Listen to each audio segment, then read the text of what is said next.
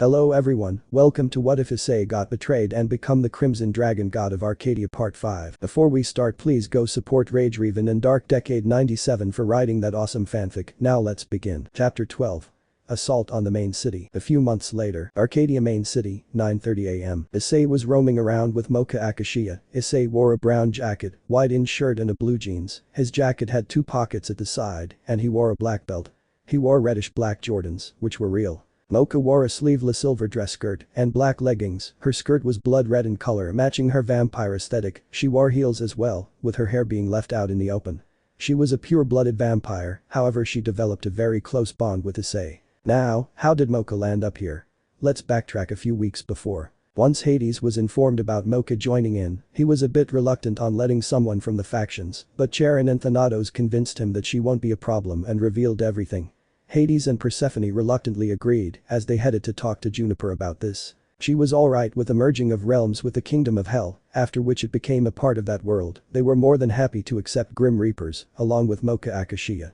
It was a bit hard to convince the leader of the realm, but eventually work was done and Hades' domain was accepted. As for Mocha, well, for introduction, she removed the seal on Issei's memories, making it clear that she was also one of the few that meant a lot to him. He was happy to be reunited with her and explained to his friends, including the Empress, on who she is and was happy to be happy by her side. Once the Empress spoke her farewell, after accepting Mocha as an Arcadian, Mocha decided to catch up with Issei, and they had a lot to catch up to. Office and Nick saw her as a potential rival for Issei's affection, but they knew that Issei was mostly recovered from his traumatic past and has become better. In the aftermath, Mocha joined Magic Academy to further her studies and has been in that academy for a few months now.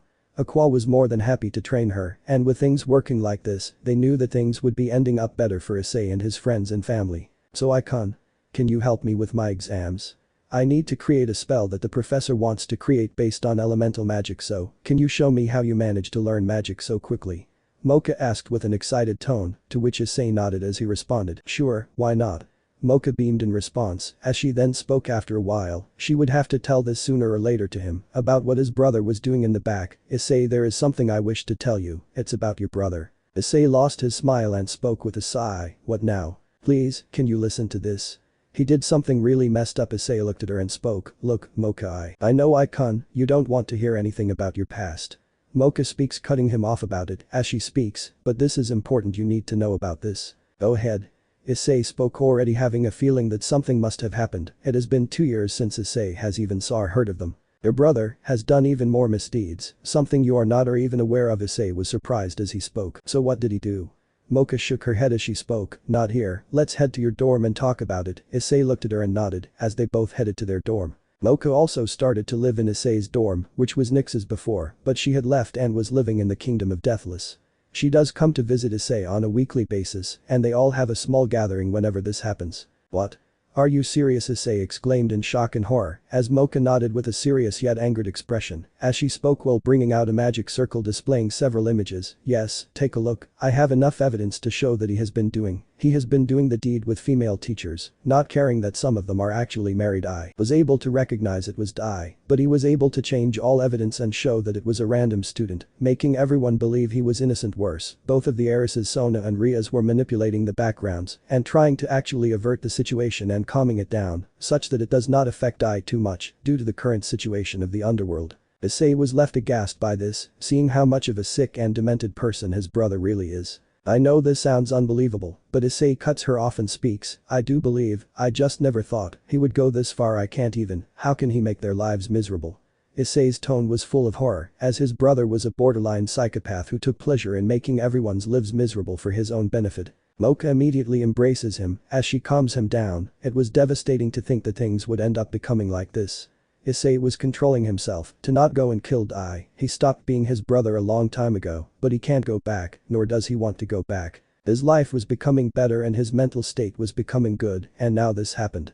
He clenched his fists in anger, while Drake was growling in fury. He wanted to burn him down. Factions be damned, he will crush every last one of them if they get in his way. Icon, it's alright, you needn't worry about him, karma will get to him in the worst way possible, Mocha spoke in a calming tone, as Issei nodded, he soon split up from her and sat on the bed, as he spoke. Knowing them, things will only become bad, but if anything, it is not our problem, Mocha nodded in agreement as she spoke. Indeed, Arcadia is my home and there is no way I am returning back, I like it much better than Earth, and it is much more peaceful and livable, Issei nodded as he lied on the bed, however just as they tried to rest. Boom, what the Issei asked clearly surprised, this was an actual bomb that had been triggered. Issei and Mocha soon rushed outside the dorm, where they encountered John and another person, she was described as a very beautiful young girl, but with some childish facial features given by her young age, which give her a doll-like appearance, along with her almost impassive demeanor. She has a slim build of medium height and fair skin, her face is a little narrow and elongated, with large blue eyes and thick dark lashes. The blonde hair ends on her hips, but in front of her face she has a fringe that ends in the middle of the eyebrows divided into 3 strands. One falls on her face, and the remaining 2 blend into 2 longer strands that end on the shoulders. Her hair is described as velvet by Amy as she styled it for her. Often Violet ties them either in a low ponytail tied with a black ribbon or, when she works as an auto-memory doll, in 2 French braids which she subsequently wraps on themselves and she ties with 2 red ribbons. She wears a dress which consists of a white ribbon tie dress with a Prussian blue jacket. She also wears a white pleated silk skirt and an emerald brooch on the middle of the ribbon tie. John Violet Issei exclaimed in surprise as John and the now identified Violet Evergarden rushed towards them with Issei speaking. What are you doing here? And what is going on? John shook his head and spoke, we were planning to head out and invite the 2 of you somewhere, and you must be Mocha right. Another from this world, it is nice. John is cut off by Violet who had a smack to his head as she spoke, now is not the time, we can meet up later right now, we need to see what is going on. Mocha nodded in agreement as Issei had a sweat drop as he responded while rubbing his head. Geez, Violet okay, sure. John looks at Issei and Mocha as he responds. I think an attack has happened, that is why John was unable to complete as 2 more explosions have happened in the surrounding areas, making all of them worried. John then spoke. I think we should head out and deal with them and try to help however we can. Issei and Mocha nodded as the 4 rushed out to deal with the situation. They were seeing explosions all across many of the residential buildings and other locations. Their only option is to act quickly and precisely. John made a report to his mother, assuring his safety, and who is also with him. Scene change. Juniper's office, 11 a.m. Juniper was watching the scene with anger in her eyes, she was ready to rush out, knowing who exactly was the one responsible for this. She saw the logo of the black arms that are responsible for the attack. However, her priority is to locate her family, as she suddenly got a notification from John. Mom, I am safe, and I am with Issei and Mocha, we 4 are fine, and are coming towards the mansion. Juniper breathed a sigh of relief, knowing John was alright, along with Issei, she immediately decided to head out, locate the others and commence a counterattack. The civilians will fight against them, since they were well trained, and she knew that her son was safe. She knew that her daughters, mostly Bianca, Aqua and Olivia, are coordinating a counterattack, while Rosemary was with Liam and Ulcie, as a result she was also safe. The ones she was worried about were Jade, Saffron and Violet, worse Adrian and Tara. However, she soon got another notification. Don't worry, I have managed to secure Adrian and Tara, and we will be safe in our homes, you need not worry. Juniper sighed in relief yet again as she knew that another of her worries has been quelled. That only left with Violet and Jade, both of whom are not having contact, she could only hope the 2 are fine. Empress, we have a message from Jade. One of the soldiers came into her chambers as Juniper rushed to her and spoke. Through Jade was soon in line as she spoke. Mother, both me and Violet are in the laboratory, we are alright, and we decided to protect the lab till the threat is quelled. Jade spoke with an assuring tone, making her happy that all of her children were alright and fine. Very well, I will locate and bring Nicholas and head as soon as possible to fight against these people. Juniper spoke with a serious tone, letting the Empress side of her be present as she continued. Don't move out of the lab, make sure to keep everything that is present safe, especially the things that will bring Arcadia to ruin. They must not fall into the wrong hands, and at this point I take it, you know who these people are, right? Jade nodded in agreement as she responded. Indeed, they are the Black Arms that are attacking us and now want to invade us. This is their first assault. Jade's voice also displayed anger as Juniper nodded. I agree, we will keep in touch. Jade, let me know of anything that happens. Jade also responded in kind. Yes, mother, I will. Jade cuts off the message as Juniper speaks the command. Listen, I want you to gather all forces and protect the people. We need to make sure we can save as many as possible. My people will handle themselves, but they are not invincible. Head to protect them as soon as possible. Juniper commanded seriously as the soldier nodded. He headed to deal with the situation as he left the place. Juniper also left the scene to locate any of her family members in the castle so that she could gather them and prepare a counterattack. Her first objective is to locate Nicholas. And speaking of Nicholas, he was in a different room, watching the scene with a smile, unlike his wife. He commanded to the Black Arms in a secret communication chamber that was placed inside of his scroll. This was made sure so that no one could track or detect his scroll. But very good, now start the gas attacks. Arcadians are well trained, so gunfire will be less effective, and attack the other kingdoms as well, namely dragon, fairy, angel, hell, and demons. Do it also for dwarves and elves, make them feel betrayed, devastated that the Arcadians are the ones attacking them. Nicholas spoke with a grin as the lieutenant of the Black Arms responded. It shall be done, Sir Nicholas. Nicholas cuts off the connection as he knows that today is where his true allegiance would be revealed. He grinned maniacally as soon Arcadia would be his. Nicholas soon turns around to see a worried Juniper as she spoke while hugging him, with Nicholas returning the hug to make sure that she is alright, only for pretending to do so. Oh thank nothing happened to you, Juniper spoke with a worried tone as she spoke in a serious tone. We need to gather the others so that we can stop this threat that once was one of us, Juniper spoke with a solemn yet serious tone. Nicholas nodded in response as he planned to betray her when she was at a different location. He wanted to do so when she is least expecting her to do so. Scene change. Outside the castle borders, 12 p.m. John, Issei, Violet and Mocha were heading towards the location. As they did so, they encountered several Black Arm soldiers as John informed them on how they were and what they looked like. He was informed prior due to his military experience and well known of his family's past due to the Black Arms getting ready to strike. More of these guys. Mocha spoke annoyed as she was ready to tackle the guys with their assault rifles, started to fire at the four as they all get ready. Issei brings out his third divine key out of the 8 he had created at this point. This was the Thundering Sniper, or 7 Thunders of Retribution. Issei takes aim and warns the others, stand back. John and the others does so. He had his own magic to assist him in case he fails. He fired the shot at the soldiers, electrifying one of them. Soon enough, a small lightning bolt hits the other soldier. The soldiers soon drop dead to the ground. Issei brought down the sniper rifle as John spoke. So this is the 7 Thunders of Retribution. Interesting, John muttered as Issei nodded. Well, we can marvel on it later. Right now we need to head to the castle and inside. John and the others nodded as they all went inside. Violet and John used their magic to keep the soldiers at bay as they rushed inside. Incoming, the Prince of Arcadia is coming, stop their assault. One of the Black Arms soldiers tried to stop them with their assault by readying his weaponry as another spoke. Copy that, open fire on the 4, but make sure the prince and the mage are alive, he has big plans for them. The soldiers kept firing at them as Violet blocked the attacks with a magic circle and used cursed blades to kill the soldiers as they dropped dead to the ground. Just how many more of these guys are there? Mocha spoke annoyed as she kicked someone that ambushed them, sending her flying. We don't know, but our goal is to reach the Empress. John spoke seriously as he shot 2 others with a pistol he had carried, killing the soldier. The 4 rushed further inside. John sends a message asking for their location. Scene change. Juniper and Nicholas were inside the room as she had gotten a notification from John. She informed them where she was as Nicholas had looked at her. Now was the time to reveal his true colors. The dagger he held was a cursed dagger as he knew that this wouldn't kill her but would leave her deplored enough for her to actually die by his hand. He waited for the right opportunity to stab her, and he had found it. He walked towards her and attempted to stab her, however Juniper was able to react and catch the blade before it could hit her, and by instinct, she punched Nicholas hard enough, sending him flying. She did not check who it was, but all she knows was that she was under attack. Nicholas? Juniper spoke with horror as Nicholas managed to recover from that blow.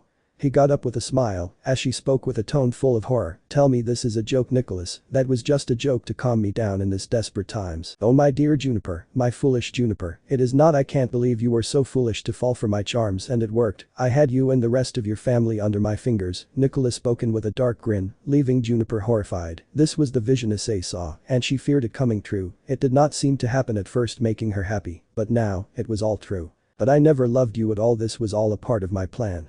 Nicholas spoke with a dark grin as Juniper had tears in her eyes. It started to fall from her face. I thought you loved me too, Juniper spoke with a tone full of despair as Nicholas cackled in response as he spoke. Not at all, everything I told you, that was a complete lie. Everything I showed you was a facade. I never got lost in Arcadia. I wanted to come here. I heard rumors of Arcadia, and then I came here. I did my research and found out you were the rulers of this place.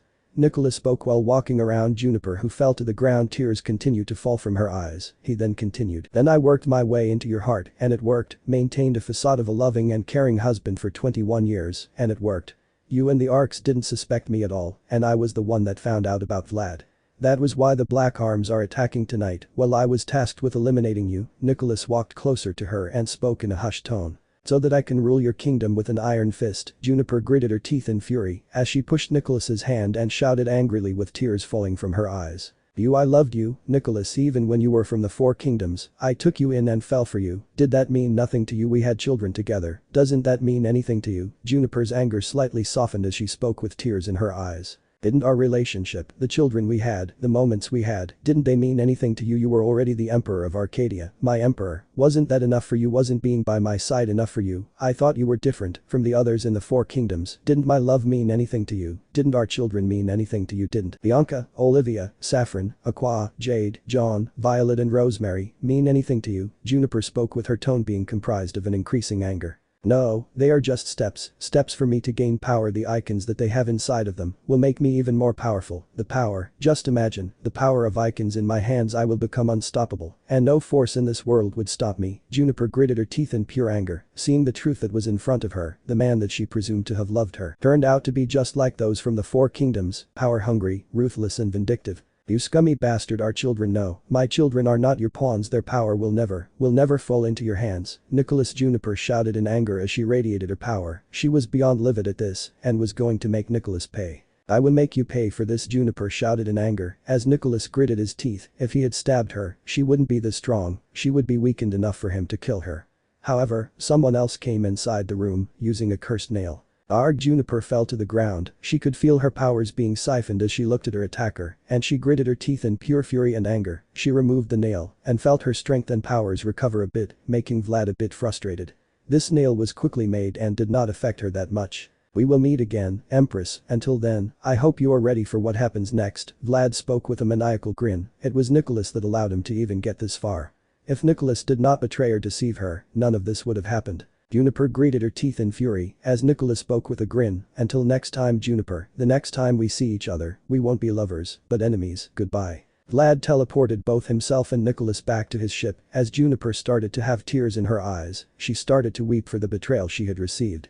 She remembered the loving moments both she and Nicholas had and the children they had. She even remembered that he had tears in his eyes when Bianca was born. Was everything a lie in his eyes? The truth couldn't be any more darker. She trusted him and he stabbed her in the back. Soon after a while, John and the rest came inside as John and Issei shouted, "Mom, Empress." The four rushed to her as Juniper spoke with a tone full of despair. Issei was right, and both if not everyone feared this to happen. I am sorry, Ice, I should have listened to you. I am so sorry, Juniper spoke while weeping. Issei had a look of horror, knowing full well what had happened. While John, Mocha and Violet were confused as John asked, "What happened?"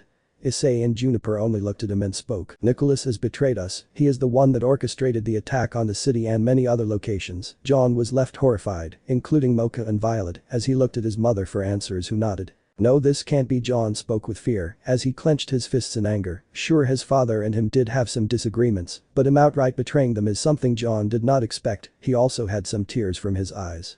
He hated what had happened here. Violet consoled him and calmed him down, while Mocha could only feel sadness. She had just come here a few weeks, and the Emperor had betrayed the kingdom and turned against them. Meanwhile, Issei and Drake were beyond livid. They also felt betrayed, and Issei once again was betrayed by someone. He gritted his teeth in anger as he vowed to make Nicholas pay. Chapter 13. Devastating betrayal to Arcadia. Juniper was completely devastated as Issei turned around to see someone that he cared for and loved in this state. She experienced something similar to what Issei did. No, she experienced worse. Her husband that was with her for more than 20 years had completely turned on her. He did not know how to help her in any way, but he had to find a way to help her. She helped him in his time of need, and now it is to do the same. He will help her recover, no matter what happens. The Empress of Arcadia was not seen in such a vulnerable state. She was weeping, and there was nothing she could do. She hated herself for not seeing Nicholas's deception at the start itself, and now she wondered what else he had planned for them. She looked at her son, now fearful if they would act like him, or worse, become like them. This also meant all of the children she had with that man she once called husband. John was helpless seeing his mother in such a devastating state. He could see the fear in her eyes, fear that her children would become like their father, a traitor would terrify everyone. Mocha and Violet watched helplessly, as they did not know what to do. The man they trusted turned his back on the Empress, who was nothing but a broken shell of her former self. They had to act quickly, otherwise they will lose everything. As Mocha speaks, "Violet, can you contact the others?" Mocha spoke as she continued, "I will contact my family and see if they are alright." Issei became wide-eyed, he was worried about whether the attacks have been extended to other kingdoms like the Kingdom of Deathless, Kingdom of Hell or even Kingdom of Dragons.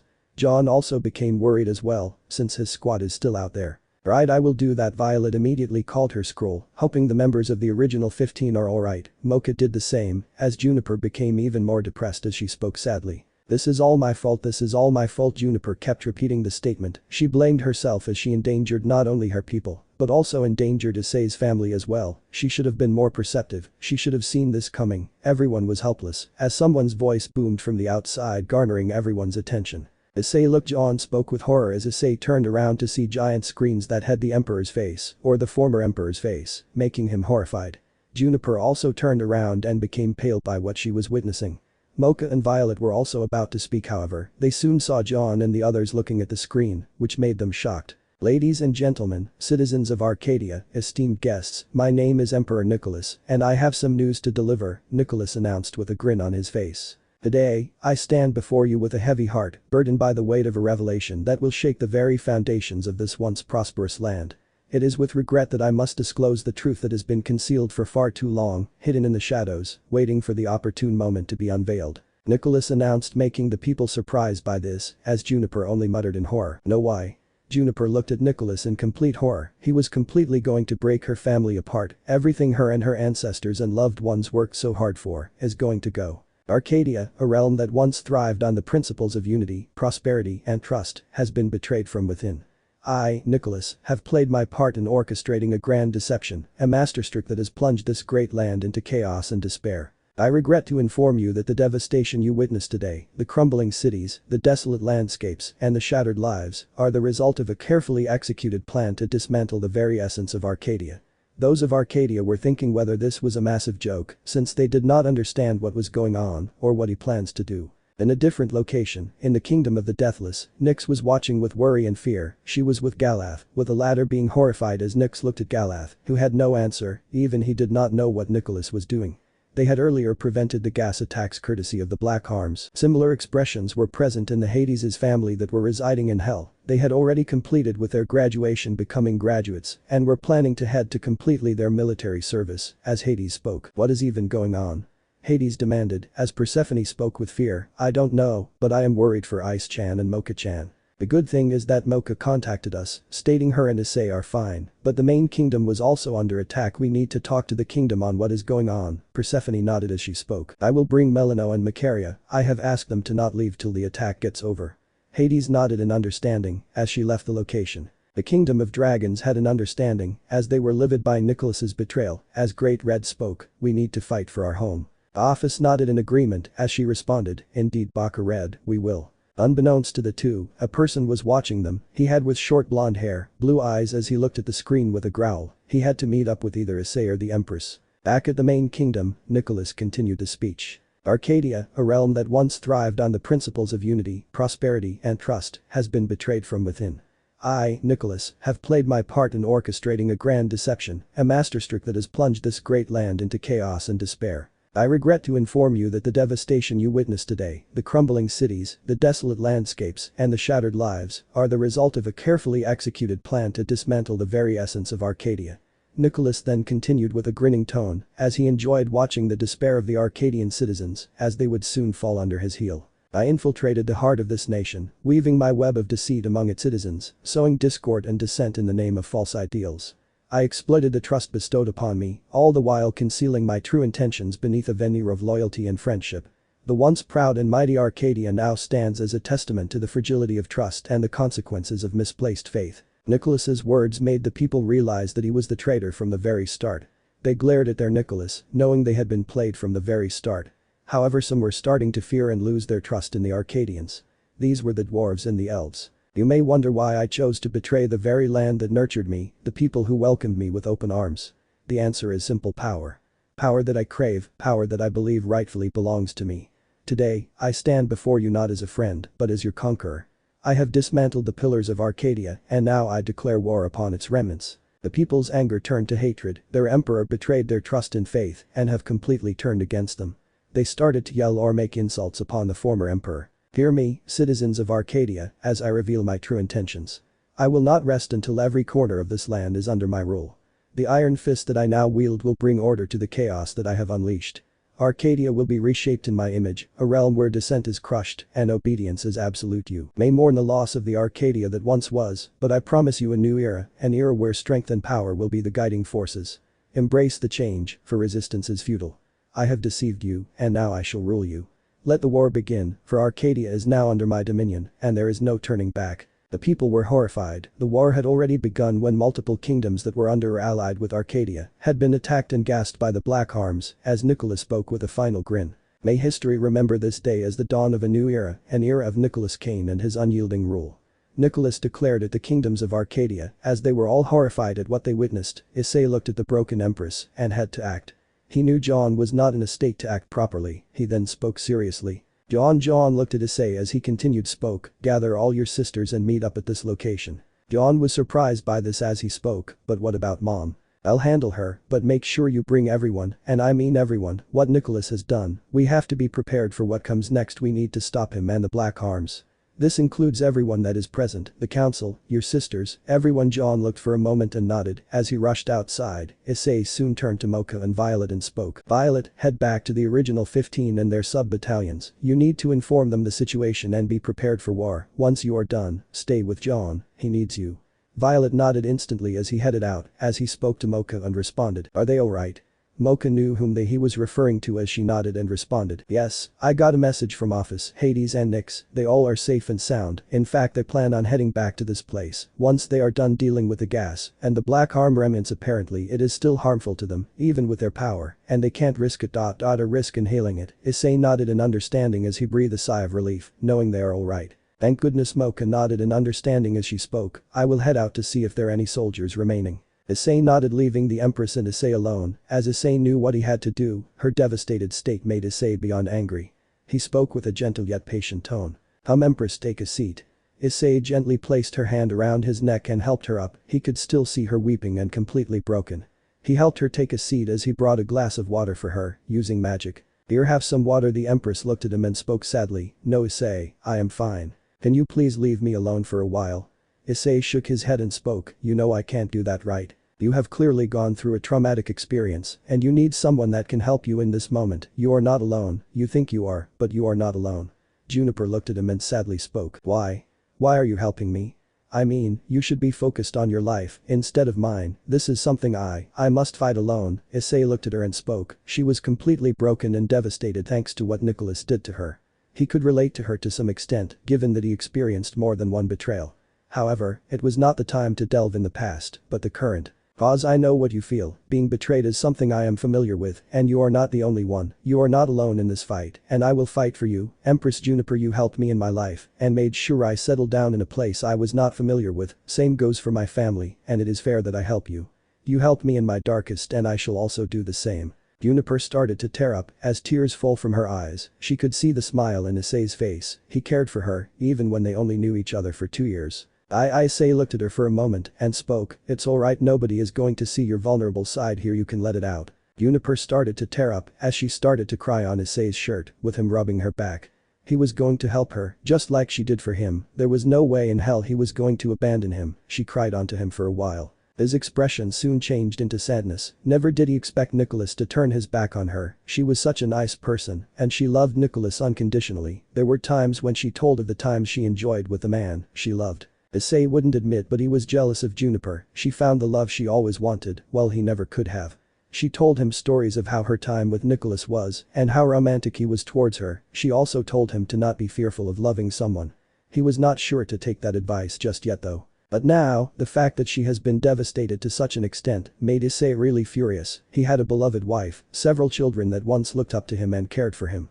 Now, his actions in just one day turned everything upside down. A few minutes later, she was much calmer and restored than before as she rubbed her face with a handkerchief she carried as she spoke with a sad tone. Sorry you had to see that side, and for your dress, Juniper spoke with a worried tone, given that Issei was one of the few that saw that side of hers. As Issei spoke, no worries, it's alright to cry and show that side of yours, and know this, I will fight alongside and for you in this war against Nicholas. Juniper nodded and started to smile a little bit as she spoke. I am glad you are helping me even when you are not of Arcadia. Hey, there is one thing I should tell, Arcadia is my home, and there is no way I am going to let Nicholas, Vladar his black arms destroy it. My family and friends see it as their home as well, and I'd be damned if anything happens to this place. Issei then continued with a smile. Plus, Arcadia needs its empress to lead the charge, so what do you say? We fight against him, not alone, but together. Juniper looked at Issei. He was right, and she knew what she had to do, as she nodded in response. She is an empress too, and her people need her. She knew that she would have to fight again, and she shall fight for her home, no matter what happens. You are right, Nicholas must be stopped, and we must band together to fight against him and his forces. Arcadia needs me, and I shall not let my kingdom down, Juniper declared as Issei nodded in response, as he spoke. Now that's the spirit, the Empress of Arcadia is back. Juniper nodded with a smile, knowing that she is not alone. Scene change. John had gathered all of his sisters to the room. Juniper recognized her children very well, and was glad that none of them have turned on her. Issei, on the other hand, recognized Olivia, Jade, Aqua, Bianca and Rosemary. But the last two were even new to him. He noted that these must have been the last two of John's sisters. I have brought them, Issei. John spoke with a serious tone as Issei nodded, looking at the last two sisters as he speaks. I presume you two must be Saffron and Violet, right?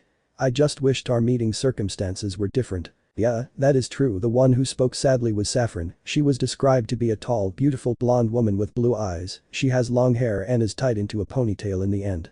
She is wearing white robes around her arms and blue cloth on her chest up to her thighs. The rest of her body is armed with blue armor around her arms, chest, and legs. She is also wearing a long skirt that is facing the side and the back of her legs. Indeed, it's a good thing you were able to keep Tara and Adrian safe before any of the black arms could get to them. The one who spoke this time was Violet. She was described to be a beautiful woman with brown hair and green eyes. She is wearing a mixture of cloth and armor for her chest, which is colored blue with gold linings. She also has an opening revealing her stomach. On her arms she wears black armor with gold linings, and the same can be said for her legs, with blue armor plate placed on top of it. Underneath the armor is what appears to be red stockings. She is wearing a brown short skirt with a belt and two pieces of armor attached to it that is connected to a skirt on the back of her waist. Yeah, it was hard. Had I gone all out, I could have endangered their lives, and that was not going to happen. The others nodded in understanding, knowing the hidden power they had. Juniper also knew what this was, while Issei remained in confusion, as he asked, what do you mean by all out? The Arcs looked at Issei, who was in complete confusion, as Juniper looked at him and spoke with a smile, the icons Issei, remember? Oh, right, them beings known to be strong enough to potentially destroy the continents and may extend to the world just like the 15 Longinus. Issei remembered them, as Juniper nodded. She remembered Issei telling her about the Longinus, weapons capable of destroying the world, which included the boosted gear if used at its full power. The Office and Great Red theorized that it was potentially capable of completely destroying their old world currently, and Issei is literally unstoppable if he has a clash against the faction leaders, including Surzich's. However, they were uncertain about Shiva though. These Longinus, what are they? Saffron asked with confusion, to which Juniper answered, weapons that can kill gods. Saffron, the boosted gear is one of them, and some even have the potential to destroy the whole world. I see, and from what I know Drag is there inside, right? Issei nodded as he brought out the boosted gear, and Drag spoke. Greetings, Saffron and Violet, this might be the first time we are meeting personally, right? The two girls nodded as he continued, and to the rest of you, it is nice to meet you, and sorry for what had happened just a few moments ago. We know Drag, our own father, has turned his back on us and was never someone that loved or even cared for us. I just hated that we were so blind to the truth for years. He has been showing a facade that he loved us, and he Bianca spoke with anger in her voice as a small tear fell from her eyes. Juniper looked down as she could see the sadness, betrayal and anger in their children's faces, and the worst part, she alone is to blame for this. He turned his back on us. Didn't we mean anything to him? Didn't he even have a shred of love for us? We're just nothing but tools for power. Jade spoke with anger in her voice as tears fell from her eyes. Her father betraying her hit her a lot. The other Arc sisters were also equally devastated by this revelation, but the hardest that was hit was Rosemary. Dad, he never loved us. Why weren't we good daughters? Weren't we good enough in his eyes? Were we just mere pawns? Why? Rosemary spoke while weeping as John consoled her. Even the other sisters were devastated by this revelation, as Juniper spoke with a sad and grim tone. I am sorry, children, Nicholas has turned on us. He has turned many of my family against Arcadia. I tried to stop him, but I was too late. I trusted the wrong person, and this is what happened. Please forgive your mother for her foolishness. Juniper spoke with a bow, leaving the Arc children dumbfounded and shocked. Issei looked at her sadly. She still blames herself for being deceived by Nicholas. Drake growled in anger, as John soon spoke. Mom. Juniper looked at John, as he continued, you are not at fault in this situation, if anything we all were deceived by the man whom we saw as a father, he used us and toyed with us for 20 years. It's a shame none of us saw this to be true. John is right, we all were deceived, we all were betrayed, but we need to fight back, Nicholas needs to answer for his crimes. Aqua spoke seriously while rubbing her tears, as Violet continues. Yeah, we need to fight to protect our home, we were all deceived and betrayed. Dad turned our back on us, and we need to stop him and Vlad. Violet spoke while doing the same. Mom, we have people that we must protect, Dad turned on us, doesn't mean it's the end, we need to fight back, my brother is right, we must fight for our home, Saffron spoke seriously, and with anger in her voice, she started to hate Nicholas, and she was not the only one that did so. We have our friends and loved ones to protect and cherish, no way in hell we will lose to him, Olivia declared angrily as she rubbed her tears off, she had to fight for her siblings and her kingdom. No, none of you will fight, Juniper spoke in a shaky and fearful tone, as the siblings and even Issei himself was surprised, as Olivia asked, what do you mean, Mom? Why will none of us fight? Juniper looked at her children with a sorrowful expression, as she spoke. You all will be sent away from Arcadia, till we settle the fight in Nicholas, he is not someone you want to cross with, especially the Black Arms. I have already lost Nicholas, because of his betrayal, and I don't want to lose any of you. Juniper's tone was desperate, as the Arc siblings did not want any of this, as Issei asked, where are you planning to send them? Juniper looked at him and spoke, I am planning to send my children to the Four Kingdoms for their safety, this is the only way I can think of. I can't risk their lives, especially Rosemary's. Everyone present in the room became wide-eyed and horrified, as they all protested against it, Issei remained silent, with Juniper shouting. Enough, the room went silent, as she continued in a softer tone, while speaking sadly, I don't wish for any harm to fall upon you, please understand, if anything happens to any of you, then I will never forgive myself, please children, I understand your resolve, but as a mother, I fear for your lives, and as an empress, I can't let their power fall into the wrong hands. Mother John spoke with a shaky voice, as Issei decided to speak his words, he knew that sending them to the Four Kingdoms was a terrible idea in every single way. Empress Juniper, this is a terrible idea, sending them to a place that has the White Fang and has many huntsmen and huntresses that are arrogant is a terrible idea, Issei spoke his words as Juniper nodded in agreement, I know. Issei is right, the Four Kingdoms are a terrible option, and from what I recollect, Nicholas hails from there as well, who is to not tell that there aren't others, Saffron spoke in complete agreement. And Willow has been informing us about how arrogant many from Atlas are, including her husband, if they even find out about our power, we will be done for, Saffron spoke with a worried expression. She did not want to risk Adrian's life in a hellish place like the Four Kingdoms. We can't and won't go without a fight, Arcadia is where we were born and raised. Running away is not the solution, Bianca spoke with agreement, as she saw this as running away from their homeland, there is no way they are going to do that. Issei, Nai and Big Brother are right, Dad must be stopped, and we have to work together for that to happen, Rosemary spoke with sniffles, she was still affected by what her former father had done, but she needs to fight against him. He must be stopped now that he wants them dead or eliminated, worse enslaved. Mom, Arcadia means everything to us, and we are not going to abandon it, not when it is under attack by the man we once saw as family, Aqua spoke with anger in her voice, as Violet added. True, we have friends, we have family that will help us in this fight, we can't back down now, not when they need us, we will be fighting for our home, or die trying, we shall stop Nicholas, not alone but together. Violet spoke with a solemn tone, as Jade was the next to speak. Until our last breaths, we will defend our home and protect it from him, I know you fear for our safety, but we are your children, we are the future of Arcadia, and we won't let his future come into fruition, Jade spoke while clenching her fists, with anger, and finally Olivia spoke. I have several siblings and family members here, we don't know how many will die thanks to his madness, and that is a reality I don't wish to see, no matter what happens. Olivia spoke, as Juniper saw her children's resolve, as Issei looked at her and spoke with a smile. You see, you are and will never be alone, this fight is not yours alone, it is our fight, and we will fight till the very end, this is my home as well, and you can count me in for this war, Issei's words made Juniper nod, as a small tear fell from her eyes, and she spoke. You are all my children, and some of Issei's nature has transferred to you, I am grateful that you all are fighting this war, let's stop Nicholas and those that have betrayed us, Juniper spoke while looking at some of her children that are particularly close or are well known to Issei like Rosemary, John, Jade, Aqua and Olivia, all of whom smiled in response. Juniper saw none of Nicholas in her children, and with Issei being a close friend to some of them.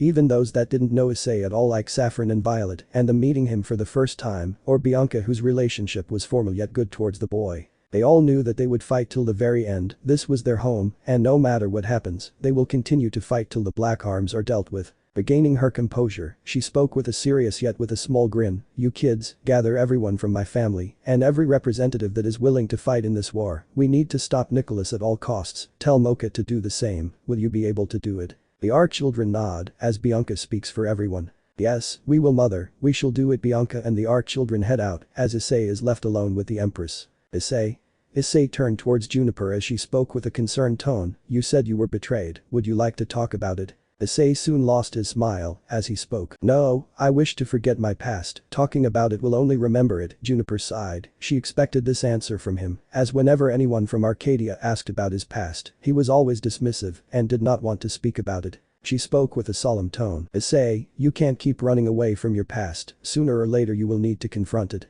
I would suggest you to talk to someone about it, and if it is me, then you know that I will always be there for you." Issei looked at her and spoke while having a solemn smile of his own. "Thanks." Juniper nodded with a smile, as they waited for the Arc Sisters and Mocha to appear with everyone so that they can fight in this war, no matter what happens. Nicholas needs to be stopped and he will be stopped, no matter what happens. Chapter 14.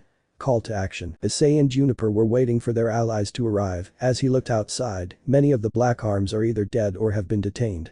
He then saw many ships arrive to the Arc Mansion, as he spoke with a smile. "They have arrived." Empress look. Juniper got up from her seat and saw the ships that were headed their way. She could also see Great Red in office, who she assumed were the representatives of the Dragon Kingdom. "It's time," Juniper muttered as she looked at Issei and spoke, "Head to the main council chambers. We need to discuss this threat. It's about time we band together and unite as one." "Indeed, I shall." The two soon head outside. As they headed to the council chambers, Issei reunited with his family as they were all happy they were all right. Juniper apologized to his parents for failing to see Nicholas's true intentions. However, both Hades and Persephone assured her that they are fine along with their daughters, much to her happiness. Additionally, Hades also informed them that she is not to blame. He himself has made mistakes in his life and has worked hard to fix himself, making her even more relieved. Even Nyx, Great Red in office, did not blame her for her failure in finding out about Nicholas. Soon enough the representatives and the council settled down, as Juniper spoke with a serious tone, showing her Empress side of things. "Let the meeting begin." Juniper was surrounded by many representatives from each of the kingdoms, with her speaking in a serious yet solemn tone. "The ones here are the representatives of the following kingdoms, that being Dragon, Demon, Angel, Fairy and Grim Kingdom." Where are the elves and the dwarves?" Juniper asked, to which Elizabeth responded to her daughter. "The elves are not too sure to trust Arcadia after his attempt at gassing the kingdoms. They don't wish to talk to Arcadia and are planning to call their people back out of fear of us harming them." Elizabeth spoke with sadness and anger in her voice. Many felt betrayed by Nicholas, as those that had casualties like the Dragon, Demon, Angel, Fairy and Grim were the first to take up arms against the Black Arms. They also were betrayed and deceived by that man for more than 20 years. Halsey took it the worst, knowing that a race doesn't trust her and her family anymore. Liam calmed his wife down. "Worse, there have been many prison breaks that have been happening quite recently. We found out that it was Nicholas's doing, and we have been trying to quell them before it gets worse." Julia spoke with anger in his voice. Juniper looks down in sadness and anger. She blamed herself for letting this happen. Her trauma is not going to go anytime soon. Issei and Juniper's immediate family knew about this, as they gritted their teeth in anger, knowing what Nicholas had done to them. Thankfully, they have been quelled, but not without many of the said prisoners escaping and joining the Black Arms. Worse, Nicholas was the one responsible for all of this, and we didn't even come to know for more than 20 years. He has deceived us. He has deceived all of us. Julius continued with increasing anger, as Galath had spoken. "The Black Arms have attacked the Kingdom of Deathless as well. I had to make sure Nyx was at a safe distance so that she could assist me. The casualties will be recovered, but the damage is very high. The good thing about this is that the Kip chambers are ready for fixing the Deathless and even create new bodies." Galath spoke, making some of the guests sigh in relief. Issei was happy that Nyx was alright and she had helped in assisting Galath. As Arthur spoke, "The attack happened because Nicholas had spies in the family that were responsible for revealing information to him and the Black Arms. We managed to round up some of them and they have been in prison. By the time we tried to recover the data and files, we were too late." Arthur spoke with sadness as he felt angry and sad for failing to recover the data files until it was too late. However, someone else spoke, and this was Lupin. "Don't worry, brother, I was able to recover as much as I could and prevent any more leaks. This should halter their progress for a while so that we can fight back." Lupin spoke as many were hopeful that things would be getting better. "Regardless, our first wave of action would be to arm ourselves up. We need to fight against those that have turned our back on us." Liam agreed to what Halsey had spoken as he responded. Our goal is to gather our forces and launch a counterattack, but before that, our goal will be to root out any and all spies that Nicholas has planted in the cities, cause if they come to know our plans, then they will pose an even bigger threat. Liam spoke seriously. He was angry that his own son-in-law had turned their backs on them and was the one responsible for betraying many of their kind. But I have to reveal some bad news as well. Everyone looked at the one who had spoken, and it was revealed to be Great Red. He was in his humanoid dragon form. As he spoke, I was able to use my power of dreams to see which people are the traitors amongst the Arcs and many others, and I was able to find several that are known to be traitors. The Arcs became wide-eyed as many gritted their teeth in fury, with Juniper looking down in sadness. The damage that Nicholas had done to their family was irreparable and impactful, that would affect them for years, if not centuries to come. Seeing his daughter's condition, Liam turned and spoke to Great Red, "Send me a list of them as soon as possible. We need to eliminate those traitors from our field. I have no heart for traitors." Great Red spoke coldly as those that knew him properly were surprised to see this side of him, except Issei, who knew that Great Red may be a delinquent, but he has little to no sympathy for traitors, especially those from the factions. "Juniper, I know what Nicholas has done. You can leave the meeting if you wish. Nobody is going to judge you," Liam spoke with a softer tone, while looking at Juniper's condition as she looked at Liam, with what seemed to be tears. Liam couldn't help but be beyond livid for what his daughter was going through. Juniper wiped her tears as she looked towards her father as she responded, "No father, I won't. This is my fault. Had I not been so easily deceived, none of this would have happened. I was wrong about him, father. He turned many of my family against us, using their grievances, pride and arrogance against us, and now he desires to conquer us. We must stop him." Juniper spoke while looking away. Liam and Ulsi could see the conflict in her eyes. They could see that his betrayal is also affecting her time as the Empress. They hated what was happening to her. Same could be seen in the eyes of her children, who were helpless in seeing their mother in such a broken state. "Regardless, Juniper, we can't do anything. We have all been deceived and betrayed by the man that we considered as our allies. We need to stop Vlad and Nicholas. Their actions have doomed us all to damnation. We need to fight back, show them what happens to those that betrays dragons." Liam spoke with a cold tone, making Juniper nod, her anger being replaced by the sadness she once possessed. She hated Nicholas for ruining his family. But, the damage of the betrayal was still present in her eyes, and with the war going on, she needed to bottle up those feelings for now and stop his madness and actions. Liam is right, Juniper, fighting back against him is important, and we must achieve that no matter what happens otherwise. Who knows what Vlad will do to us? He has already killed his own family for power and killed several thousands for his own gain. Stopping him is important. Juniper looked at her mother and responded, "You are right, Mom." Juniper spoke with a sad yet serious tone, "I should have known that he would turn on us. His nature meant to be that way." Juniper spoke remembering the deaths that Vlad had caused due to him being power-hungry. She still remembered the day he was exiled for being the root cause of the massacre at the kingdom of Hyoudou. Originally the Black Arm served as a good cause, fighting against supernatural threats in the kingdom. But one of their sons, Vlad Ark, wanted more power. So he manipulated his family into giving him control over the Black Arms. Thus leading to a coup d'etat, where Vlad killed majority of his family and waged a revolutionary war against the Arcs. The battle lasted for a year before his utter defeat.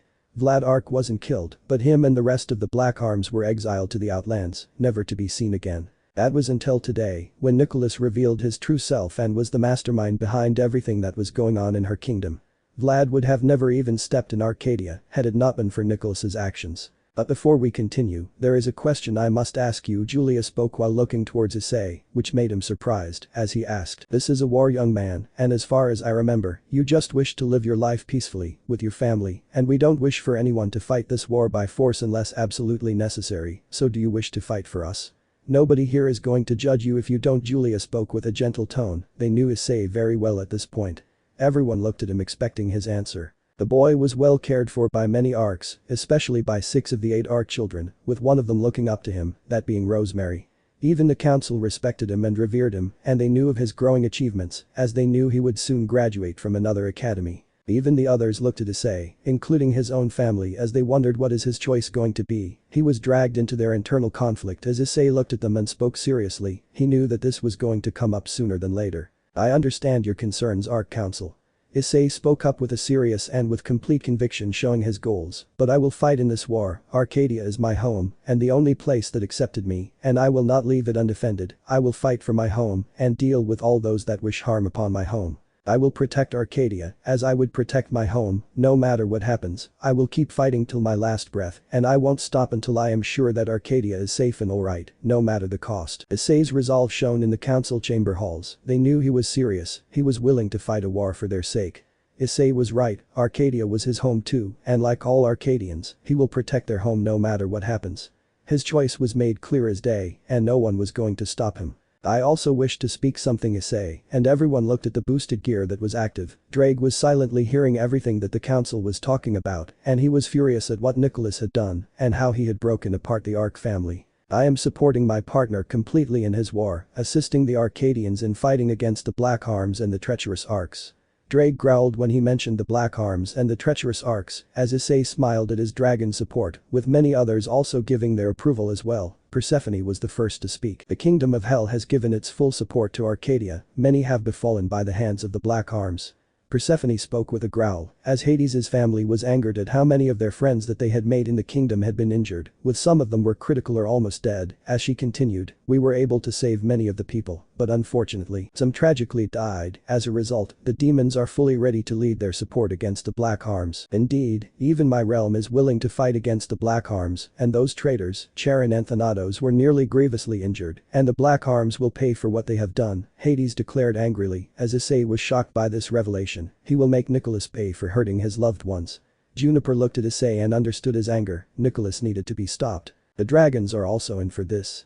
Offa spoke with an emotionless tone, however Issei sensed anger in her voice. She was emotionless due to the heavy anger she had received. She then continued, many of our brothers and sisters were harmed and even killed due to Nicholas's actions, and the kingdom of dragons will make them pay. And so will the kingdom of Grimm. We all will assist you in this fight against that damn traitor. The one who declared was Merkur. He was a man wearing dark armor. The armor he wears has numerous cloth wrapped around him, as well as straps and pouches. He's also in possession of a cape, and his weapon of choice is that of a longsword. This man right here is known as the Dark Grimm. Indeed, like Issei said, Arcadia is our home, and no way in hell are we going to fall by Nicholas, Vlad and their Black Arms. We will make them pay. Invictus spoke with resolve. He had joined Merkur to make sure Issei was alright. John and Issei gave their smiles towards their Grimm friends, knowing that they will fight alongside them to protect their home. The fairies are in as well, Empress, we will aid you in the fight against those traitors. We will not let Nicholas's dream come true, where dissent is crushed and obedience is absolute. Everyone has a choice and a will to live, and we will not let his empire come into fruition. The one who spoke was the representative of the kingdom of fairies. This was Titania. She was described to be as tall as a human with large breasts and floor-length black hair that is parted at the center and violet eyes. Her dress is black and adorned with gold, and she has a circlet that resembles green branches. And so will the angels as well. We were injured badly due to the attacks, and we have no tolerance for deceivers like them. We will not let those traitors like them set foot into Arcadia. The one who declared was donning white robes and armor that appears to look both golden and rustic. His wings are also that of a yellowish color. This was Imperius, the angel representative. The deathless are already on your side, Empress.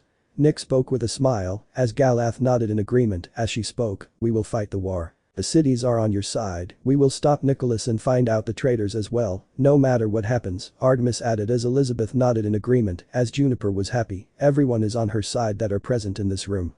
She soon shook her head and responded with a serious tone. It is about time. We will fight this war and stop the Black Arms. Arcadia is our home, and we will fight for it. Nicholas may have turned on us, but no matter what happens, we will fight for our survival and our homeland.